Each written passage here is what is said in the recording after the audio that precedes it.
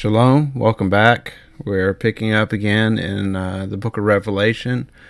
We're up to chapter 13. Just a side note before we get started.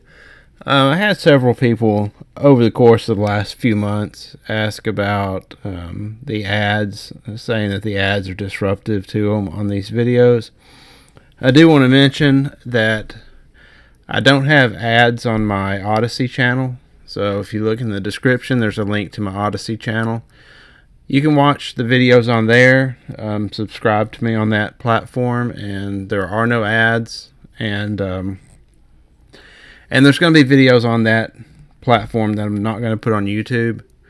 So just more or less in an effort to get people moved over to the other channel. Of course, I'd like for people to find me on YouTube, but with YouTube censorship and such, we really need to, I think, as Christians, find ourselves another place to go outside of the Google net, and Odyssey is a good place. So go to Odyssey and check out my channel there and subscribe. And then also, you might want to consider getting on Gab. It's a social network, gab.com. I'm on there, and then, but it's, again, free speech type of thing. So, all right, like I said in the previous videos, for this study, I'm using two sources primarily to help me put this together. The first one is The Mystery is History by Adam Driscoll, and Back to the Future by Ralph Bass. Both these are really good books. Adam Driscoll's book is more from a Hebraic roots perspective, and it is the one that I would say is probably the better of the two books. And then Back to the Future is really just kind of a straight Christian perspective on the fulfillment of the book of Revelation. But like I said, both books are good, but my views don't necessarily reflect the views of either author, and I am adding my own take on things also. Okay, so we're going to go ahead and get started in Revelation chapter 13. Verse 1, Then I stood on the sand of the sea, and I saw a beast coming up out of the sea, having 10 horns and 7 heads. On his horns were 10 crowns, and on his heads blasphemous names. The beast which I saw was like a leopard, and his feet were like those of a bear, and his mouth like the mouth of a lion. The dragon gave him his power, his throne, and great authority. One of his heads looked like it had been wounded fatally. His fatal wound was healed, and the whole earth marveled at the beast. They worshipped the dragon because he gave his authority to the beast. And they worshipped the beast, saying, Who is like the beast? Who's able to make war with him? A mouth speaking great things and blasphemy was given to him. Authority to make war for 42 months was given to him, and he opened his mouth for blasphemy against God, to blaspheme his name and his dwelling, and those who dwell in heaven. Okay, so again, we should refer back to our apocalyptic language chart before we start coming up with theories about who this beast is. As we said in the very first video, talking about the apocalyptic symbolism in the Bible, a beast represents a kingdom or a nation, and it's a kingdom that's against Yahweh or his people. The sea, where it says the beast comes out of the sea is a people of nations outside the land of Israel. Horns represent dominions or kingdoms that support the beast.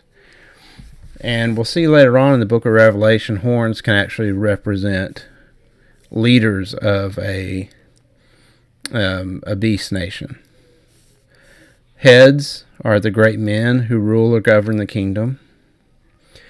So the 7 heads in this particular beast are the 7 Roman emperors: Julius, Augustus, Tiberius, Gaius, Claudius, Nero, and Galba. The blasphemous names are the title Augustus, which means one to be venerated, and all of the Caesars, with the exception of Julius Caesar, claimed this title of Augustus, one to be worshipped. And all of the Caesars claimed to be basically like a demigod. The 10 horns are the 10 imperial provinces in Rome, which existed at the time that Revelation was written. So that's the meaning of the beast. Some other things to note. In the book of Daniel, Daniel speaks about several beasts. The leopard, the bear, the mouth of a lion. All of these are combinations of the parts of the different beasts that Daniel had described. And that is because, first of all, it emphasizes the power of the Roman beast, but also all of those prior empires were absorbed by the Roman Empire. So the Roman Empire was made up of these different lands that these prior empires covered. Then it mentions that one of the heads looks like it had been wounded fatally, and the fatal wound was healed. This has a couple of potential meanings. One is after the death of Nero. Nero committed suicide, and after his death, Nero was believed to have been alive. So there were several Nero imposters that popped up throughout the Roman Empire, and many people thought that Nero either didn't die, that he faked his death, or they believed that he came back from the dead. So that's one reference to the possible meaning of this fatal wound that was healed. Another one is that the Roman Empire, after the death of Nero, was thrown into this time of chaos. And no one knew who was going to be. In fact, it looked like the Roman Empire was about to collapse. There was a year where they had 4 different emperors. There were civil wars and unrests, and it continued like that until Vespasian left Judea, went to Rome, and took control as the next Caesar. So that's the meaning of the fatal head wound. A mouth speaking great things and blasphemy was given to him. Authority to make war for 42 months was given to him. The 42 months was a Neronic persecution, where Nero was basically declaring war on Christianity. And so that's what it has to do with the blasphemy against God. His name is dwelling in those who dwell in heaven. Verse 7, it was given to him to make war with the holy ones and to overcome them. Again, this is speaking about the Neronic persecution. So this beast, I guess I should say, is the beast represents Rome. But as we read into this a little bit further, it specifically is talking about Nero. And we'll see that later on. And John will mention these emperors again. He'll say 5 have been, 1 is, and the one that is Nero. And then 1 is to come that will rule for a short time, and that's Galba, who only ruled for 7 months. So even though this beast represents all of Rome, and it represents all of the Caesars, specifically the one that it really represents is Nero himself. Verse 8, and all who dwell on the earth will worship him, everyone whose name has not been written in from the foundation of the world in the book of life of the Lamb who has been killed. If anyone has an ear, let him hear. If anyone is to go into captivity, he will go into captivity. If anyone is to be killed with the sword, he must be killed. Here is the endurance and the faith of the holy ones. Okay, so now we'll get into some of the historical evidence to support what I've mentioned thus far. So first we'll talk about the fatal head wound. We'll turn to Tacitus. It says, I'm entering on the history of a period rich in disasters, frightened in its wars, torn by civil strife and even peace, full of horrors. 4 emperors perished by the sword, There were 3 civil wars. There was war with foreign enemies. There was often wars that had both characters at once. There was success in the east and disaster in the west. There were disturbances in Elysium. Gaul wavered in its allegiance. Britain was thoroughly subdued and immediately abandoned. The tribes of the Save and the Samate rose in concert against us. The Dacians had the glory of inflicting as well as suffering defeat. The armies of Parthia were all but set in motion by the cheat of a counterfeit Nero. So here's one of the Nero substitutes or counterfeits. Now, 2, Italy was prostrated by disasters, either entirely novel or that recurred only after a long succession of ages. Cities in Campania's richest plains were swallowed up and overwhelmed. Rome was wasted by conflagrations, its oldest temples consumed, and the capital itself fired by the hands of its citizens. So Nero, he committed suicide in June of 68, and after his death, the empire went into a state of chaos that had never been seen. Civil wars, heavenly phenomena, and anarchy are just a few of the things that broke loose in Rome. We'll go on with Tacitus. Sacred rites were profaned. There was profligacy in the highest, I know I pronounced that incorrectly, but in the highest ranks. The sea was crowded with exiles, its rocks polluted with bloody deeds. In the capital, there were yet worse horrors. Nobility, wealth, the refusal or acceptance of office were grounds for accusation, and virtue ensured destruction. The rewards of the informers were no less odious than their crimes, for while some seized on consulships and priestly offices as their share of the spoil, others in procuratorships and posts of more confidential authority, they robbed and ruined in every direction amid universal hatred and terror. Slaves were bribed to turn against their masters, and freedmen to betray their patrons, and those who had not an enemy were destroyed by friends. So this is, the picture of what was going on in Rome. Yet the age was not so barren in noble qualities as not to also exhibit examples of virtue. Mothers accompanied the flight of their sons, wives followed their husbands into exile. There was brave kinsmen and faithful sons-in-law. There were slaves whose fidelity defied even torture. There were illustrious men driven to the last necessity and enduring it with fortitude. There were closing scenes that equaled the famous deaths of antiquity. Besides the manifold vicissitudes of human affairs, there were prodigies in heaven and earth, the warning voices of the thunder, and other intimations of the future. Auspicious or gloomy, doubtful or not to be mistaken, never surely did more terrible calamities of the Roman people or evidence more conclusive prove that the gods take no thought for our happiness, but only for our punishment. So that should give you kind of a picture of what was going on there.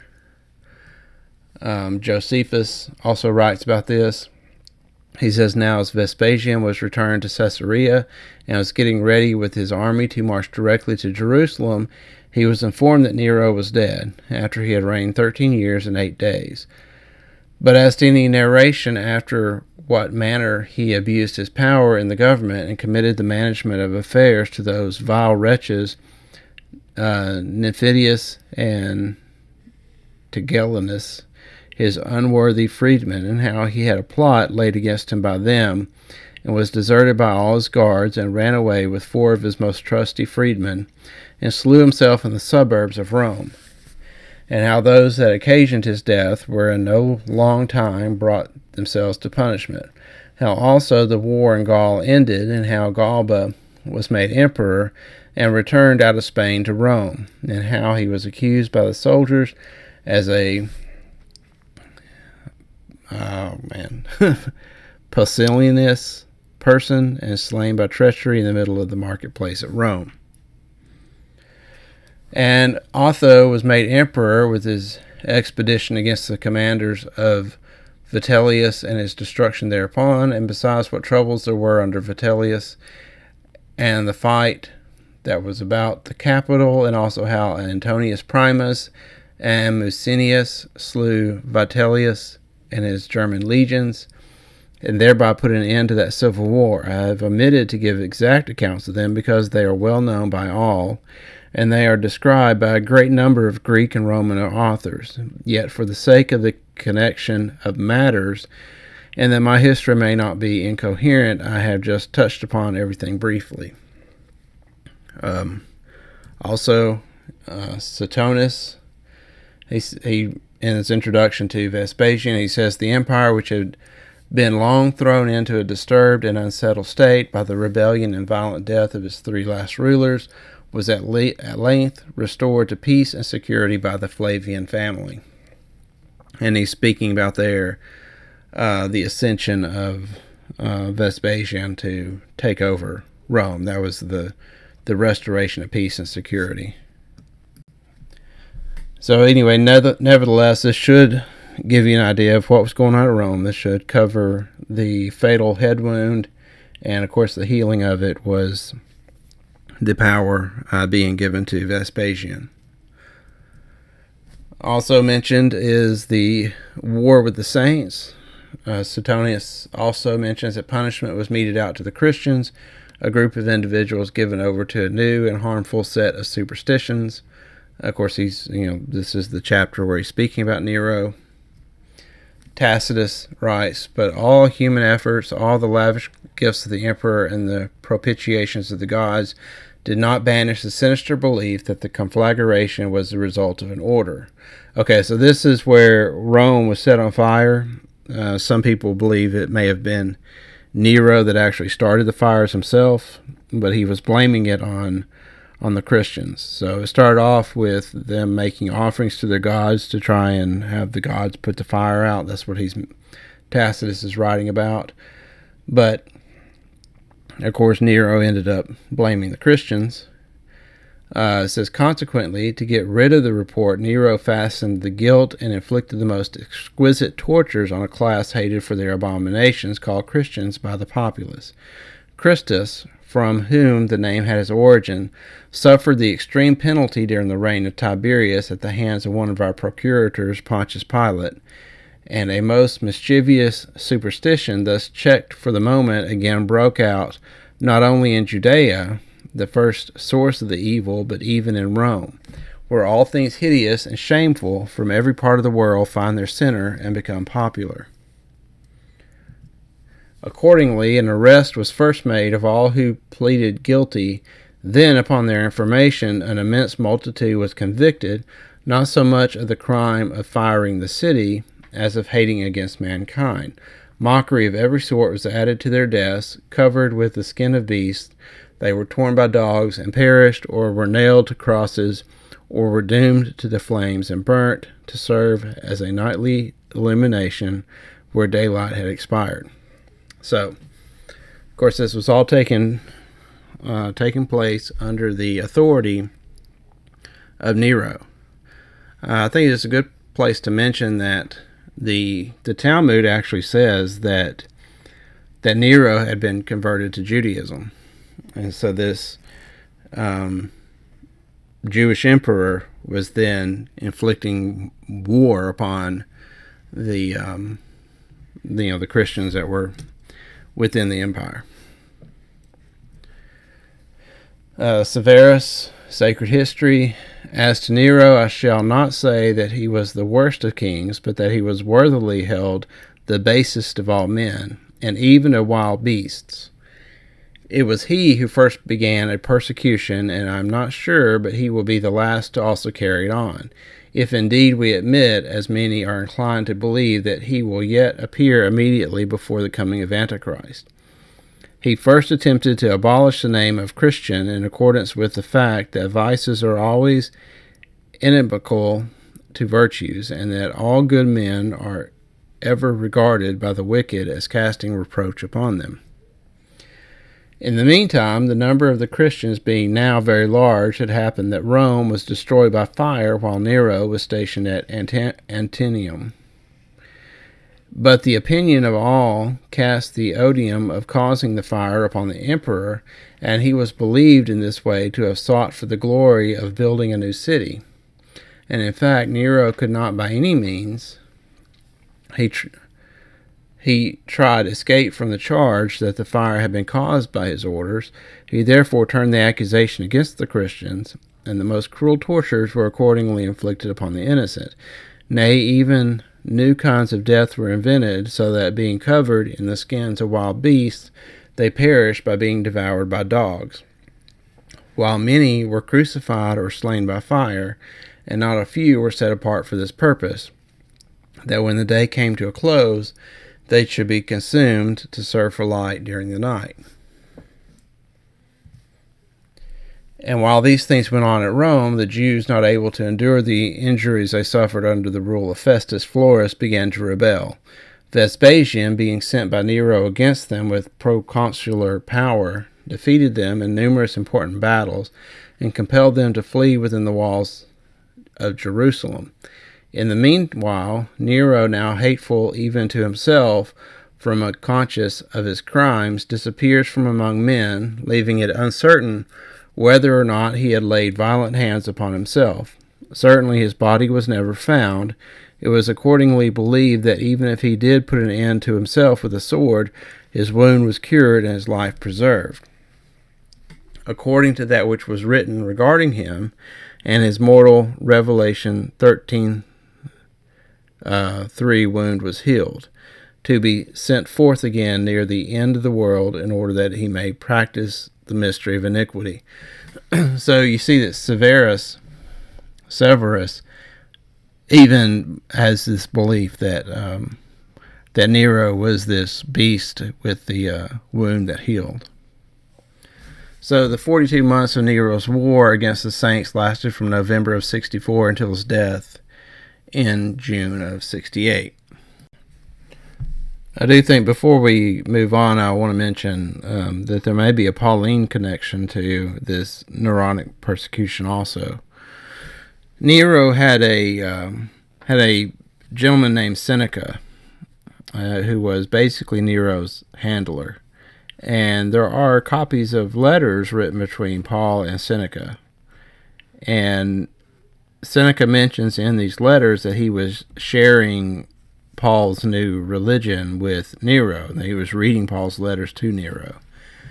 So when it comes to the question of, well, what was it that caused these Christians to become the targets of Nero's persecution? It could very well be Paul's letters that brought the Christians to Nero's attention in the first place.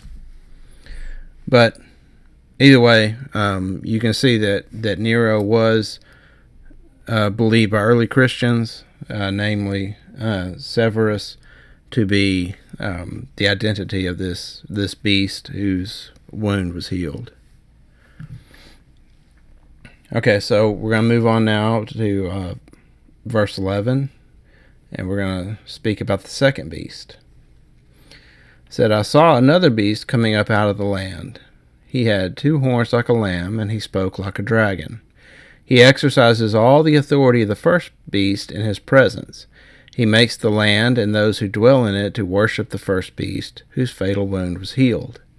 He performs great signs, even making fire come out of the sky to the earth in the sight of people. He deceives my own people who dwell on the earth because of the signs he was granted to do in front of the beast, saying to those who dwell on the earth that they should make an image to the beast, who had the sword, wound, and lived. It was given to him to give breath to it, to the image of the beast, that the image of the beast should both speak and cause as many as wouldn't worship the image of the beast to be killed. Okay, so I'm going to depart from the 2 authors of these books that I'm using as my guide to the book of Revelation.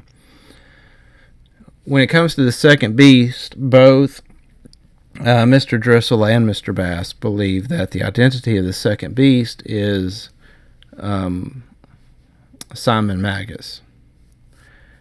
And I'm going to have to disagree on this one, because in order to understand Simon Magus being the identity of the second beast, both authors put aside the apocalyptic language and identities of the apocalyptic terms and went to a literal translation of this. And I think that was a mistake, because Simon Magus, as far as we could tell, he didn't exercise the authority of the first beast, which would be Rome, or the Caesars specifically.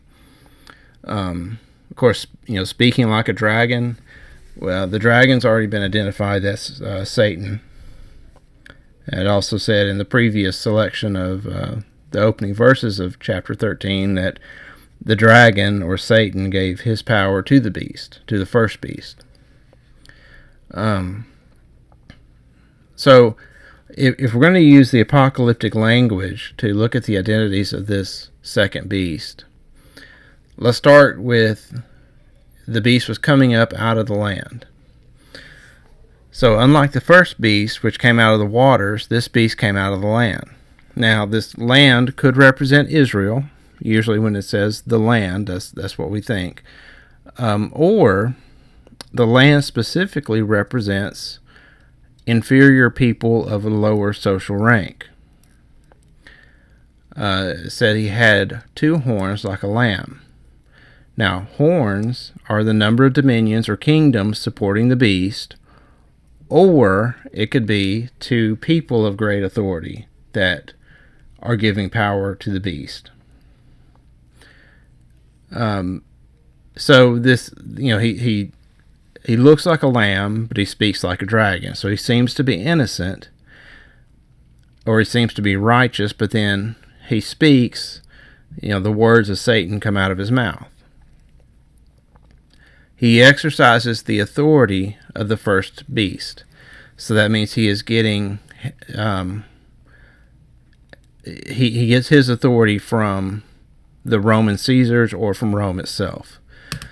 So it would be someone who is a representative of the Roman power. That's why he exercises the authority of Rome in his presence.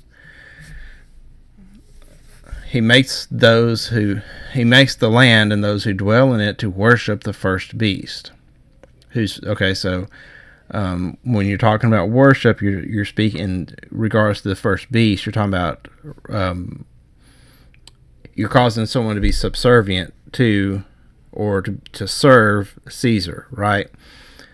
So basically, you're causing people to fall in line and be obedient to the Caesar. That's what it means about worshiping the first beast. Caesars claim to be a god, so you worship the god by obeying it. He performs great signs, even making fire come down out of the sky. So back to our apocalyptic terms. Now, this doesn't necessarily mean literal fire coming down out of the sky. This could be, first of all, in the apocalyptic chart of terms that we had at the very beginning of the first video, I said that consuming something with fire means you're destroying it by war. So if you're making fire come down out of the sky, that means you're making war come down. And of course, the sky or the heavens represented the realm of the king, or the realm of authority. So you could interpret this to mean making war come down from Rome, or from the Caesar. So this may not necessarily mean literal fire coming out of the sky. An alternative view of this could be, of course, fire coming out of the sky in the case of Elijah and the false prophets. But also, if you remember when the Holy Spirit descended upon the apostles, there were tongues of fire on them. So it could be somebody seeming to use the Holy Spirit, making fire come down out of the sky in the sight of people. Making fire come down out of the sky to the earth or to the land would again be, war coming to Judea. He deceives God's people who dwell on the earth because of the signs he's granted to do in front of the beast. And then they have to make this image to the beast and serve it. Okay, So basically, he's given special powers to deceive and cause people to worship or obey the first beast. So, now, who is the second beast? Now, I've got two different potential persons or representatives that this beast could be representing. The first one, two horns like a lamb, exercising the authority of the beast. My first thought was that this could be Titus and Vespasian. Again, this doesn't fit with Simon Magus. But Titus and Vespasian, they came into Judea under the authority of the first beast, under the authority of Nero. They came in to make the people obey Caesar. The people were rebelling.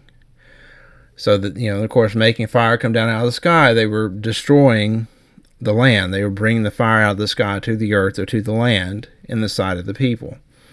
So all of that fits Vespasian and Titus coming in and leading their armies through Judea.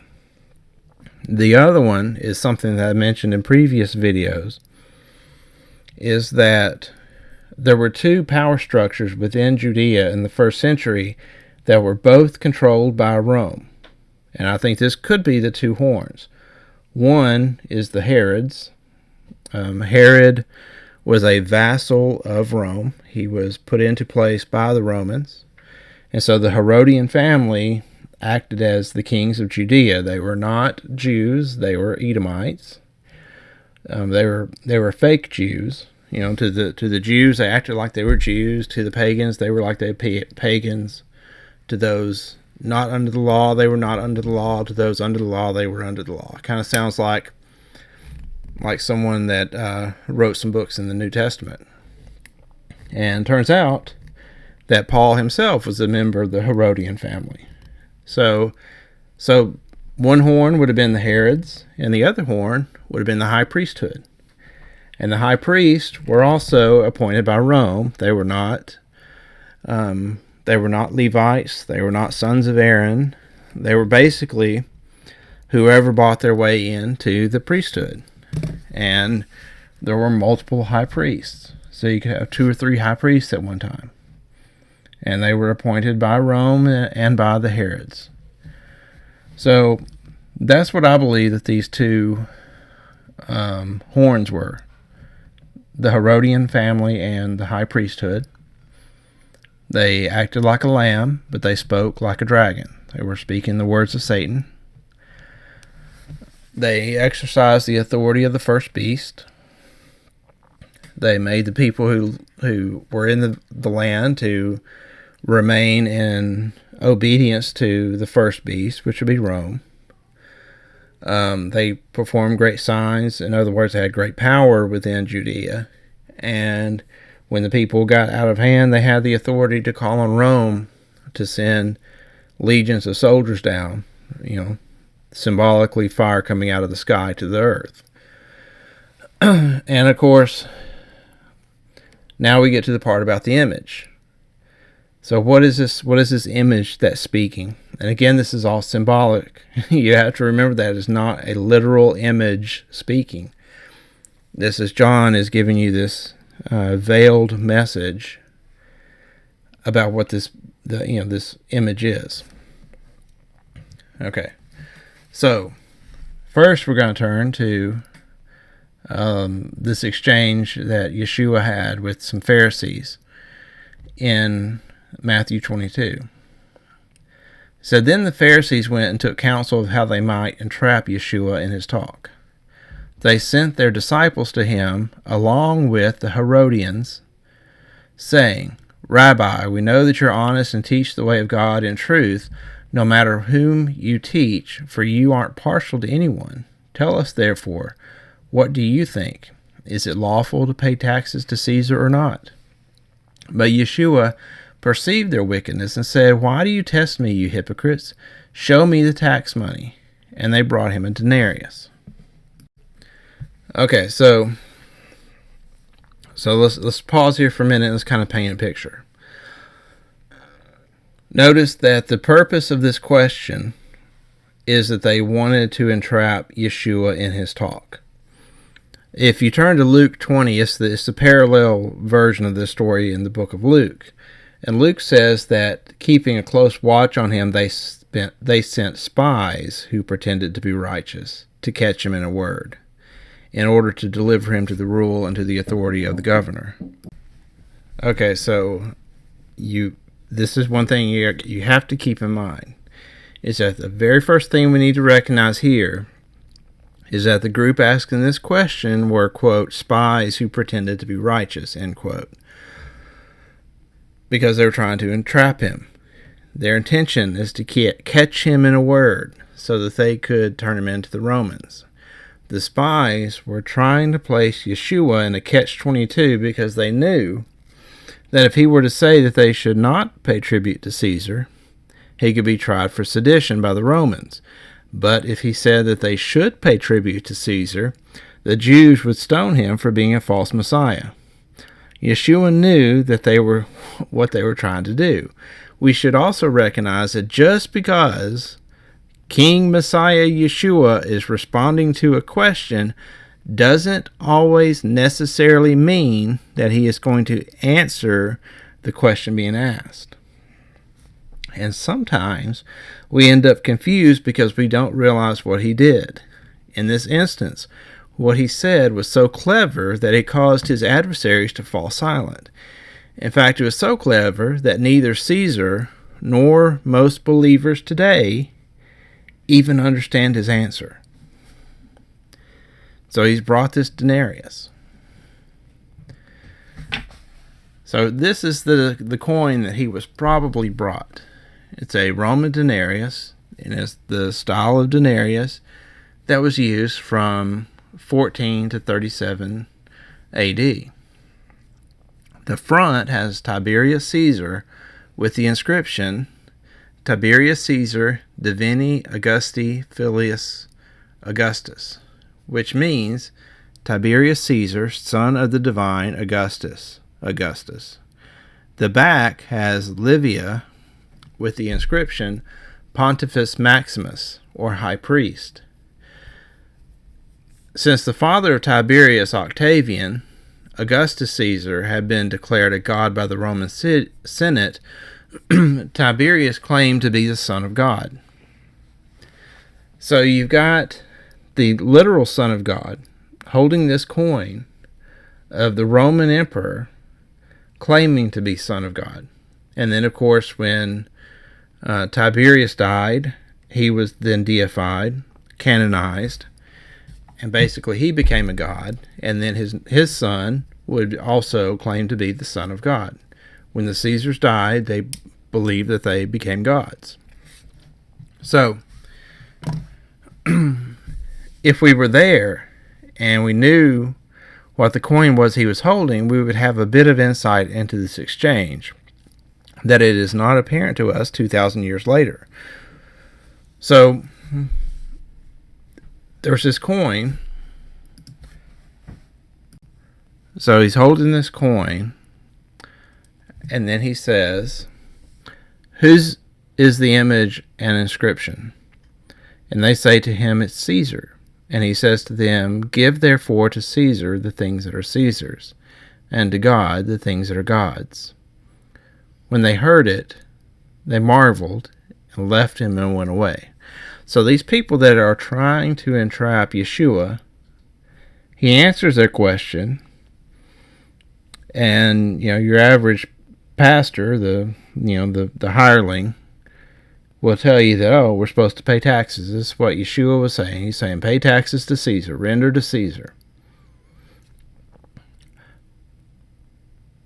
He's holding a coin that states the image on the coin is that of the Son of God, and he asked those around him, whose image is this?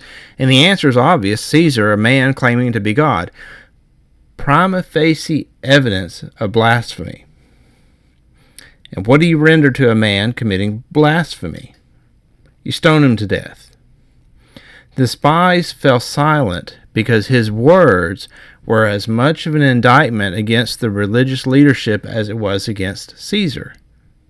He was accusing them of idolatry.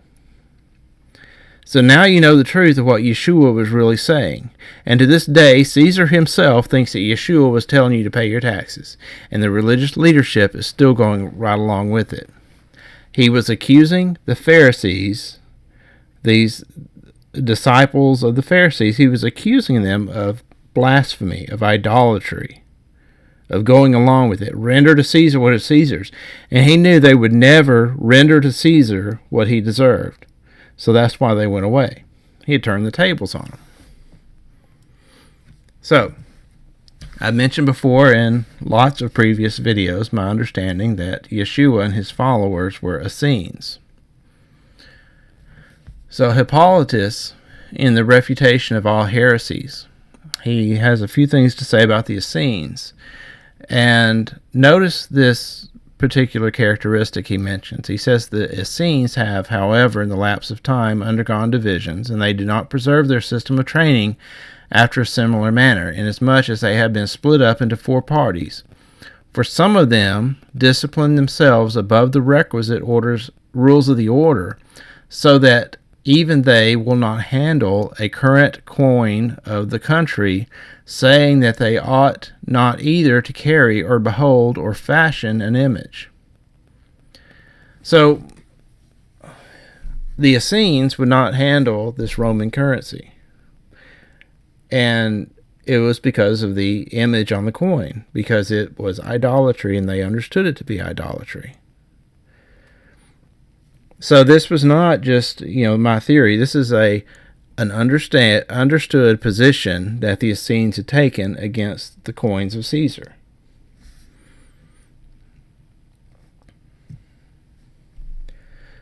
And now, of course, we move on to the mark of the beast. Revelation 13:16, he causes all, the small and the great, the rich and the poor, the free and the slave, to be given marks on their right hands or in their foreheads, and that no one would be able to buy or sell unless he has that mark, the name of the beast, or the number of his name. Here is wisdom. He who has understanding, let him calculate the number of the beast, for it is the number of a man, and his number is 666. So the mark of the beast. What is the mark of the beast? Okay, well, first of all, let's stop on verse 16. He causes you to get a mark on your right hand or your forehead.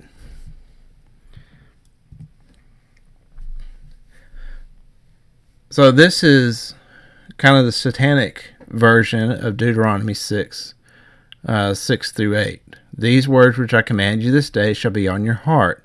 You shall teach them diligently to your children, shall talk of them when you sit in your house, and when you walk by the way, and when you lie down, and when you rise up.